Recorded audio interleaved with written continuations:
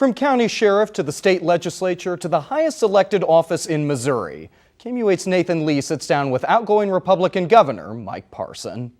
Election Day marks the beginning for many across Missouri, but for some it marks the end. On November 5th, a new governor will be getting the keys to this mansion behind me here.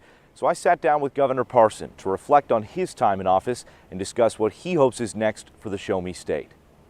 We've been through the worst drought, the worst flood, COVID-19, civil unrest, train derailments, chemical spills. 6 years in Missouri's top office through some of the state's most challenging times. But the one thing you know is you got to get up every morning and you got to move forward every day. From unexpected beginnings to an eventual end, the former sheriff is stepping away from the table. It's been one of the highest honors I've ever had. Now, less than a month from the end of his legacy, Parson says it's time to reflect. I've sat in almost every seat in the General Assembly over the years. I've been a sheriff, as you said, a small business owner, but nothing prepares you for the set behind the desk of the governor of the state of Missouri. The governor traces his career from humble beginnings, serving for 6 years in the Army and 22 as the face of Polk County Justice.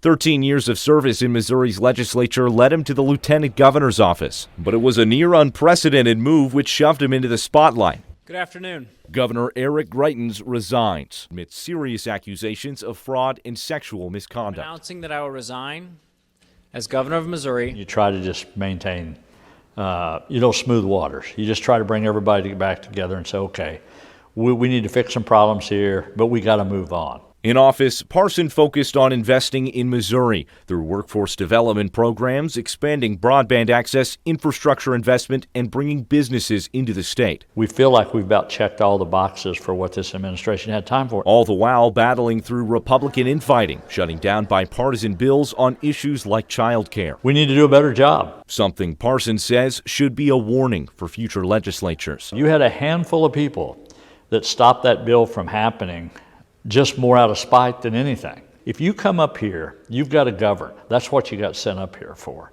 not to be a disruptive force or anything like that. Calling on them to find a middle ground. We handle issues every day, but the vast majority of people don't have issues every day. The vast majority of people out there just want to be left alone and want to live their lives and enjoy life. Parson says whoever steps in the office next has an uphill battle ahead. You're a public servant when you walk into this office, no more nor less. That's who you're supposed to be. But now it's time for him to rest. Everybody said, okay, you're getting termed out, like what are you going to do next? But I think there's a time to go home. I really do.